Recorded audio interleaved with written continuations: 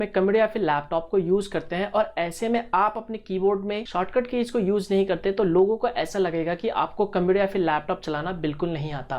तो ऐसे में आपको इन शॉर्टकट कीज के बारे में जानना बहुत जरूरी है। ये आपका टाइम सेव करता है और लोगों को ऐसा वाकई में लगता है कि आपको कंप्यूटर चलाना आता है। तो चलिए एक एक करके इन कीज के बारे में जान लेते हैं। तो दोस्तों सबसे पहला शॉर्टकट की है जिसका नाम है विंडो ई, यानी अगर आप अपने कंप्यूटर या फिर लैपटॉप के फाइल एक्सप्लोरर को डायरेक्ट ओपन करना चाहते हैं तो आप अपने लैपटॉप या फिर कंप्यूटर के कीबोर्ड में सीधा विंडो और ई का बटन दबा के इसे ओपन कर सकते हैं। अगला शॉर्टकट की जिसका नाम है विंडो मिनिमाइज और विंडो मैक्सिमाइज, यदि आप अपने कंप्यूटर में कुछ काम कर रहे हैं और उसमें मल्टीपल विंडो ओपन है और आप उसे एक एक करके मिनिमाइज करते हैं तो ऐसे में बहुत टाइम लग जाएगा।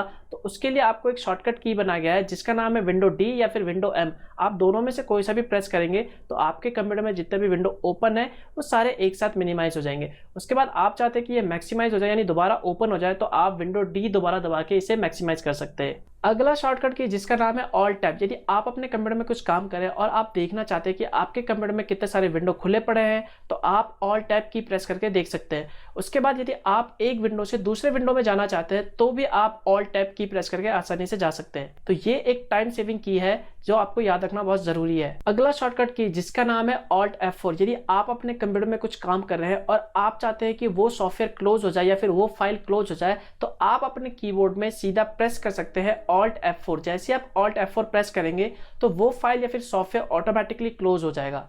अगला शॉर्टकट की जिसका नाम है शिफ्ट डिलीट, यदि आप अपने कंप्यूटर में कुछ ऐसे फाइल्स को परमानेंटली डिलीट करना चाहते हैं जो चाहते हैं कि आप डिलीट करने के बाद वो रिसाइकल बिन में सेव ना हो तो आप उस फाइल को सिलेक्ट कीजिए। उसके बाद आप अपने कीबोर्ड में प्रेस कीजिए शिफ्ट डिलीट, वो फाइल आपके कंप्यूटर से हमेशा के लिए डिलीट हो जाएगा। अगला शॉर्टकट की जिसका नाम है कंट्रोल Z और कंट्रोल Y, जिसका मतलब है अंडू और रीडू। यदि आप अपने कंप्यूटर में कुछ काम कर रहे हैं और गलती से आपसे कोई टेक्स्ट डिलीट हो गया या फिर फाइल डिलीट हो गया और आप चाहते हैं कि वो वापस आ जाए तो आप अपने कीबोर्ड में कंट्रोल Z प्रेस करके अंडू कर सकते हैं, या फिर उसके बाद आप चाहते हैं उसे रीडू करना यानी वापस वो डिलीट हो जाए तो आप अपने कीबोर्ड में कंट्रोल Y प्रेस कर सकते हैं जिसका मतलब होता है रीडू, यानी जो स्टेप आपने पहले किया था वो वापस उसी स्टेज में चला जाएगा। अगला शॉर्टकट की जिसका नाम है कंट्रोल C और कंट्रोल V, जिसका काम होता है कॉपी करना और फिर उसके बाद पेस्ट करना। यदि आपके कंप्यूटर में कुछ ऐसा फाइल है जो आप कॉपी करना चाहते हैं उसके बाद कहीं और पेस्ट करना चाहते हैं तो उसके लिए आप फाइल को सिलेक्ट कर लीजिए। उसके बाद आप अपने कंप्यूटर के कीबोर्ड में प्रेस कर सकते हैं कंट्रोल C